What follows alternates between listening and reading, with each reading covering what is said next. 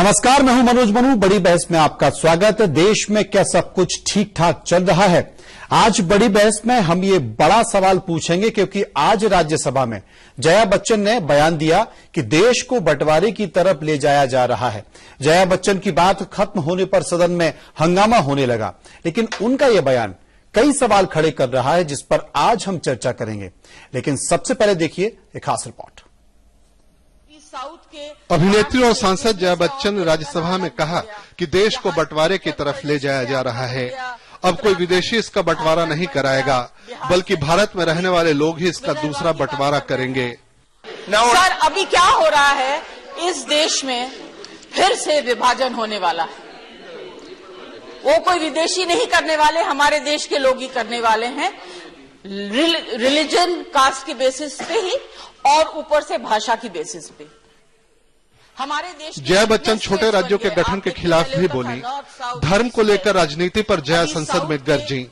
बच्चन ही नहीं, राज्यसभा से विदाई ले रहे मनोनीत सदस्य जावेद अख्तर ने भी आज के मौजूदा हालात पर गहरी चिंता जताई। जिन मुल्कों में धर्म का बड़ा बोला भाला है, जिन मुल्कों में ये यकीन है कि गुजरा हुआ जमाना बड़ा अच्छा था, जिन मुल्कों में ये ख्याल है कि जो हम कह रहे हैं वही ठीक है, सब तेरे सिवा काफिर, आखिर इसका मतलब क्या?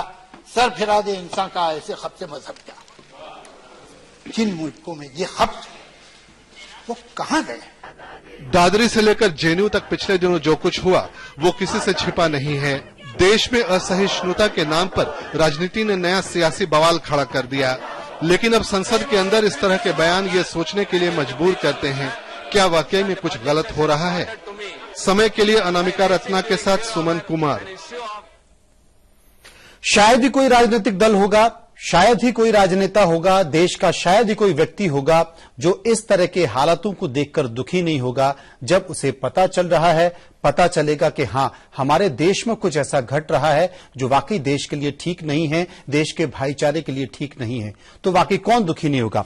चर्चा हम इसी बात पर करेंगे कि आखिर ऐसा क्यों हो रहा है और देश के लोग, देश के राजनेता, देश की राजनीतिक पार्टियां, देश के चिंतक, देश के विचारक इस पर क्यों नहीं सोचते हैं। हम चर्चा इसी बात पर करेंगे। चर्चा के लिए हमारे साथ मौजूद हैं काम्या मल्होत्रा जो कि कांग्रेस की प्रवक्ता हैं, विमला बाथम जो कि भारतीय जनता पार्टी की नेता हैं और बीजेपी के विधायक भी हैं। सुमन कुमार हमारे संवाददाता बताएंगे कि वाकई संसद में और संसद के बाहर क्या इस मसले को लेकर लोग चिंतित हैं, चर्चा कर रहे हैं। सबसे पहले हम बात करेंगे काम्या जी को लेकर। काम्या जी, सड़क से संसद तक आप सरकार का विरोध कर रही हैं, सड़क से संसद तक कई मुद्दों को सदन में उठा रही हैं, लेकिन क्या कांग्रेस पार्टी के लोगों को चर्चा इस बात को लेकर है? उनके अंदर यह दर्द है, उनके अंदर यह मर्म है कि देश में जो घट रहा है वाकई वो देश के लिए ठीक नहीं है, जिसका जिक्र जया बच्चन करती हैं, जिसका जिक्र जावेद अख्तर करते हैं और जिसका जिक्र देश में मौजूद हर व्यक्ति इस वक्त कर रहा है कि हम जा कर रहे हैं।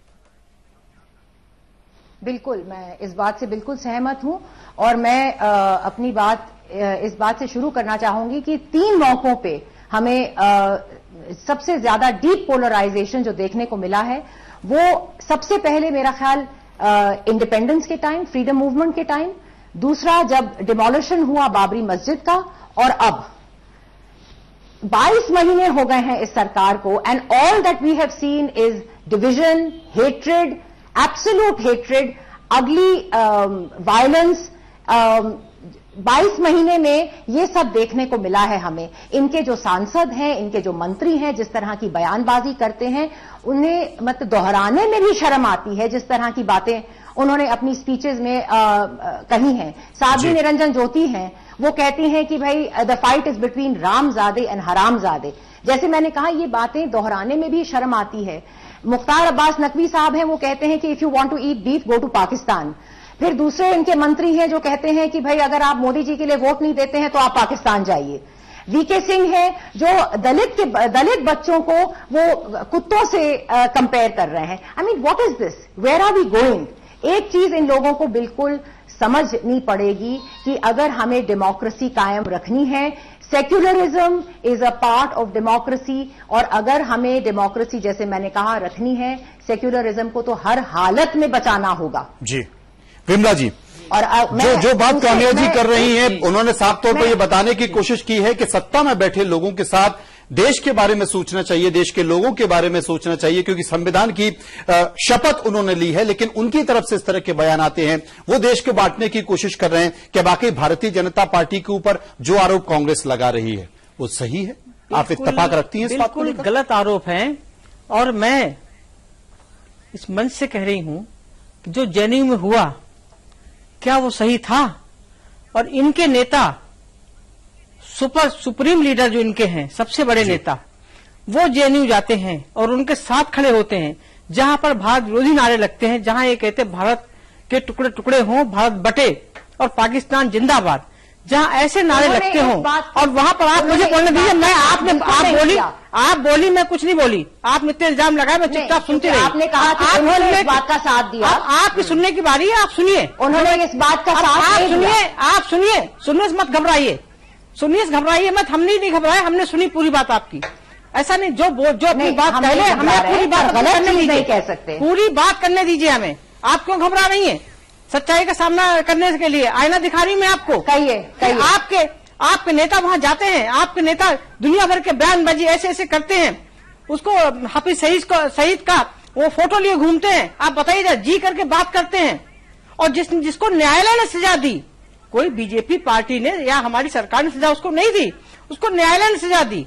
अगर न्यायालय ने सजा दी, इसका मतलब न्यायालय की आप अवहेलना कर रहे हैं। अगर उसको जस्टिफाई कर रहे हैं, आप कहां बचेंगे बताइए?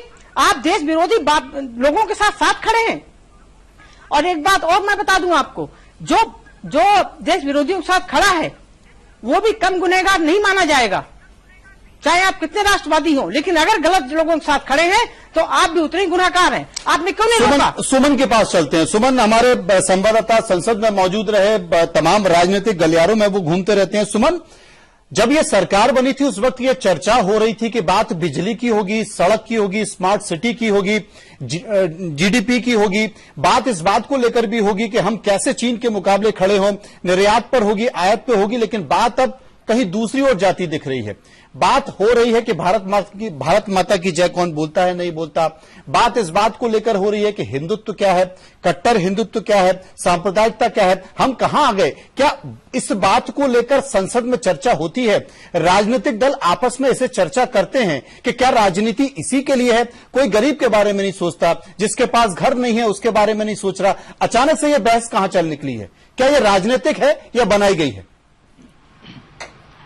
सर, बहुत अच्छी तरह आप जानते हैं क्योंकि आपने सालों से इसको कवर किया। और जब हम प्रधानमंत्री के स्पीच को देखते हैं और उनके बयान को देखते हैं तो लगता है कि वो वाकई में विकास की ही बात करते हैं। लेकिन जब इनके मंत्रियों की बात करते हैं तो मंत्री के बयान कुछ और होते हैं और उसमें कहीं न कहीं ऐसी चीजें दिखती है जिससे कि दूसरी धारा की ओर बीजेपी जाती हुई दिखती है और एनडीए सरकार के बयान और कथनी और करनी में फर्क नजर आता है। लेकिन आज जया बच्चन के जो बयान है उस बयान से कई ऐसे नेता थे जो बड़ी मर्माहत अपने आप को महसूस कर रहे थे, क्योंकि जब बाहर निकले तो फिर उस बात को उन्होंने दोहराया।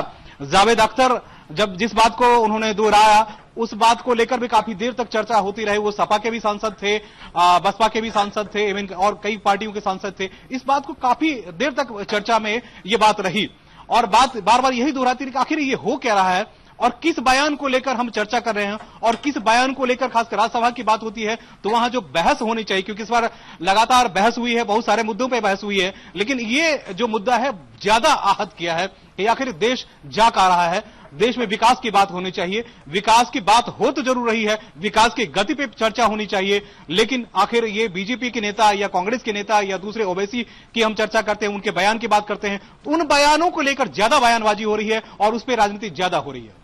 कविया जी, भारतीय जनता पार्टी के तमाम नेताओं से बात करूं तो वो ये कहते हैं कि अचानक देश में क्या हो जाता है कि सहिष्णुता को लेकर बात होती है, असहिष्णुता को लेकर बात होती है, अवार्ड लौटाए जाते हैं, अचानक हिंदुत्व पर चर्चा होने लगती है। हम बात अगर विकास की कर रहे हैं तो हमें कुछ मौका दीजिए, विकास करने दीजिए। लेकिन कांग्रेस कहती है कि नहीं साहब, ये सभी जात, सभी धर्म, सभी संप्रदाय को साथ लेकर नहीं चल रहे हैं, ये उनको लेकर बयानबाजी कर रहे हैं और कट्टर हिंदुत्व देखा जा रहा है। मैं ये कह रहा हूं कि क्या हम कुछ समय के लिए इस तरह की बातों को भुला नहीं सकते? राजनीतिक पार्टी बयानों के लिए आलोचना करती है, भारतीय जनता पार्टी भी कहती है कि हम साक्षी महाराज या रमशंकर कठेरिया या इस तरह के नेताओं के बयानों की निंदा करते हैं, लेकिन बीजेपी भी कार्रवाई नहीं करती है। कांग्रेस से भी कुछ ऐसी बातें होती हैं, कांग्रेस से भी इसी तरह के बयान आते हैं, लेकिन वहां भी अपने लोगों को यह नहीं कहा जाता है, दोनों ही पार्टियों में, कि अगर इस तरह के बयान आए तो हम आपको पार्टी से बर्खास्त कर देंगे, निलंबित कर देंगे, और खबरदार अगर किसी ने इस तरह की भाषा का इस्तेमाल किया तो यह नहीं होता है। जिस तरह आपने कहा अचानक, ये बात तो आपको उनसे पूछना चाहिए। 22, जैसे मैंने पहले भी कहा कि 22 महीने हुए हैं सिर्फ सरकार को, तो अचानक कैसे ये चीजें, पहले ये इनटॉलरेंस जिसकी बात हो रही है, ये पहले तो कभी नहीं थी। जवाब दूंगी इसको, आप पूरी बात कर लीजिए अपनी। सॉरी, आप अपनी पूरी बात कर लीजिए। मैं ये कह रही हूं कि जो ये इनटॉलरेंस है, ये पहले तो कभी नहीं था, अब क्यों हुई है? अच्छा, जैसे आप कह रहे हैं कि राइटर्स हैं, स्कॉलर्स हैं, पेंटर्स हैं, आर्टिस्ट हैं, that means there are people from all walks of life जो ये चीज महसूस कर रहे हैं। ये सिर्फ पॉलिटिशियन की बात नहीं है, सब तबके के लोग जो हैं वो ये चीज महसूस कर रहे हैं। पहली बात तो मैं ये कहना चाहती हूं। दूसरी बात कि अब हम आए जो असली मुद्दा है, इन्होंने कहा विकास की बात। They should think, they should talk of economy, they should talk of jobs, they should talk of all these things. ये सारा जो डिविजन है, हेट्रेड है, इस तरह की जो वारदात होते चले जा रहे हैं, ये क्यों हो रहा है? ये तो सवाल आपको उनसे पूछना चाहिए। अचानक कैसे? इन्हीं की सरकार है। अब आप देखिए हरियाणा में क्या हो रहा है, वहां पे भी मुद्दा, केंद्र की सरकार उनकी, राज्य की सरकार उनकी।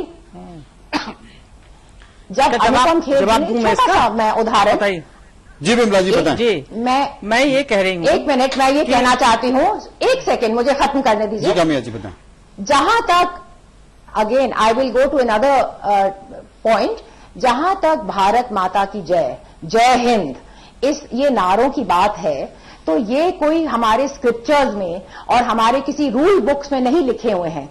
This emanates from our national conscience. This is part of our India's DNA is of compassion, it is of cohabitation, it is of coexistence. और अगर हमें डेमोक्रेसी कायम रखनी है, तो जैसे मैंने पहले भी कहा, सेक्युलरिज्म को हमें बचाना होगा, किसी हालत में हम इसे नहीं भारत माता की जय बोलने में सेक्युलरिज्म कहाँ हैम्पर होता है? जरा तो बताइए आप, कहाँ हैम्पर होता है? भारत माता की जय बोलना जो है वो स्वाभाविक एक हमारे मन से आती बात, हमारे दिल से आती है, हमारी आत्मा से आती है कि हम जब किसी का सम्मान करते हैं तो उसकी जय बोलते हैं। वंदे मातरम को बोलने में इतने ज्यादा इश्यू बना रहे हैं आप लोग। नहीं, लेकिन विमला जी अगर कोई बोलना नहीं चाहता तो फिर क्या किसी किसी के लिए नहीं कहा, जरूर बोलिए। आप बताइए कि किसी विमला जी अगर कन्हैया पाकिस्तान जिंदाबाद के, ये साबित नहीं हुआ, लेकिन आरोप ये लगा है कि वहां पर कन्हैया मौजूद था, जेएनयू में तमाम लोग पाकिस्तान जिंदाबाद के नारे लगा रहे थे। जांच से पहले कन्हैया को गिरफ्तार कर लिया है, लेकिन रविशंकर ने भी इस तरह का नारा लगाया था। आप एक बात मुझे कहने दीजिए, भारतीय जनता पार्टी का कोई पहले मैं कार्रवाई की बात नहीं करता। पहले तो मैं इनसे एक एक सवाल करके जवाब देती हूँ जी, इनको सुनाती हूं मैं कि क्या इन्होंने जो सवाल किए हैं उनका जवाब। पहली बात तो अभी देश में जो इंटॉलरेंस की बात हो रही है, ये कौन कर रहा है? ये कांग्रेस पार्टी कर रही है। वो सिर्फ अपने कहां से कर रहे हैं? आप सुनिए, आप लोग महसूस कर रहे हैं। आप हौसला रखिए सुनने का। जब आपने बोला, हम कुछ नहीं बोले बीच में, आप भी सुनिए, पूरी बात सुनिए हमारी।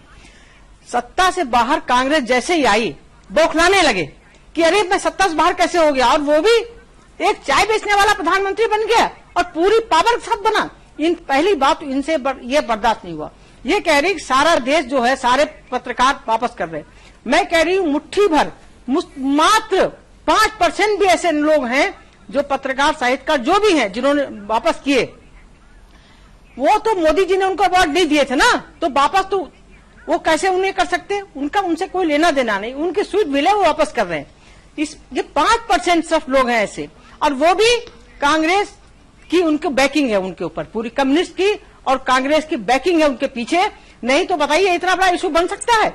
मतलब मुझे लगता है बिमला जी आप ये कहना चाह रही हैं कि अब जब भविष्य में अगर कांग्रेस की सरकार बनी, मैं तो कह रही हूँ आपने जिन लोगों को अवार्ड दिए वो भी अवार्ड लौटा सकते हैं। नहीं, वो तो उनकी स्वीट बिल है, हम क्यों कहेंगे कोई अवार्ड ना लौटाए? अवार्ड लौटाना एक अच्छी बात नहीं। देखिए, अवार्ड उसको दिए जाते हैं जो वो सम्मानित व्यक्ति होता है, सम्मान के लिए अवार्ड दिए जाते हैं, और आप अवार्ड अपना सम्मान वापस लौटा रहे हैं। दूसरी बात यह है कि ये देखिए, ऑल पार्टी वर्सेस बीजेपी, ये चाहते हैं किसी तरह, आप देखिए हर जगह आपको दिखाई दे जाएगा कि बीजेपी को घेरने का कोई मौका कोई पार्टी नहीं छोड़ती है। ऐसे ऐसे लोग जो धुर विरोधी थे वो भी बीजेपी को परास्त करने के नाम पर एक मंच पर आ जाते हैं। तो ये क्या है? इसका मतलब कि आप लोगों से विमला जी आपकी तरफ से नहीं होती है? मैं सुनिए, मैं आपकी पार्टी के नेताओं की तरफ से नहीं होती है? फिर मैं बताऊं आपको, हमारी पार्टी जब सत्ता में आई तो सारी पार्टियां एक तरफ हो गई, जबकि हम सत्ता में नहीं थे तो पार्टियां एक तरफ नहीं थी सब ऐसे। इस तरह जिस तरह मोदी जी और हमारी पार्टी का विरोध ये लोग करने के लिए तुले हुए हैं कि इनको हम सत्ता नहीं चलाने देंगे, इनको सरकार नहीं चलाने देंगे, जहां ये नियत आ जाए कि किसी भी तरह से हम विरोध करेंगे, इसके लिए किसी कीमत पे हमें उतरना पड़े, कितने नीचे गिरना पड़े, कितने हमें देशद्रोह के साथ जाना पड़े, लेकिन हम इस सरकार को नस्तनबूद कर देंगे। तो आपकी तरफ से ये मन में है, आपकी तरफ से इस तरह के बयान आएंगे? सारी बातें हो रही हैं। क्या आपकी तरफ से इस तरह के बयान आएंगे कि लोगों की जीप काट ली जाए, रामजादे तरह का बयान आएगा जैसा कि कांग्रेस जिक्र कर रही है? नहीं किया मोदी जी ने। लेकिन कार्रवाई भी तो नहीं होती है विमला जी, कार्रवाई भी तो नहीं होती है। पब्लिक थोड़ी दिखाई देगी, कार्रवाई पार्टी के अंदर हुई होगी, आपको क्यों बताएं? कहाँ हुई होगी? हर तरह की कार्रवाई दिखाई देती है। आपको देखिए, ये हमारी पार्टी, आप बयानों की निंदा कर देते हैं, हमारी पार्टी का, लेकिन वही लोग फिर से बयान हमारी पार्टी का अंदरूनी मामला है। हम क्या कार्रवाई कर रहे हैं ये हम पार्टी वालों को मालूम है, हम बाहर थोड़ी सी बात के ढूंढ पीटेंगे हमने क्या कार्रवाई की, लेकिन आप बताइए। लेकिन बाहर तो बयान दिखाई देते हैं ना, तो कार्रवाई भी दिखाई देनी चाहिए। आप देखिए मोदी जी ने आज तक कभी कोई जाति धर्म किसी बात की बात की, हमेशा वो कहते सबका साथ सबका विकास। जो व्यक्ति इतने पाक इरादों को लेकर चल रहा हो, कभी इन्होंने कोई भी इस तरह की जरा कहीं पूरे 22 महीने की इतिहास में बता दें उदाहरण कहा हो, तब आप आक्षेप लगा सकते हैं। कामिया जी से जवाब लेंगे, छोटा सा ब्रेक, कामिया जी से जवाब लेंगे। पार्टी को बचा रही है जो देशद्रोहियों के साथ खड़े हुए हैं। एक छोटा सा ब्रेक लेते हैं, ब्रेक के बाद वापस आएंगे, चर्चा करेंगे क्या कौन राजनीतिक पार्टी इस तरह की बात कर रहा है, क्या कोई राजनीतिक पार्टी या राजनेता वाकई ऐसा चाहता है, या वो चाहता है कि देश का निर्माण हो और उसमें सभी जात धर्म संप्रदाय के लोग शामिल हो, कोई अहित न हो और कोई किसी का दिल न टूटे। छोटे से ब्रेक के बाद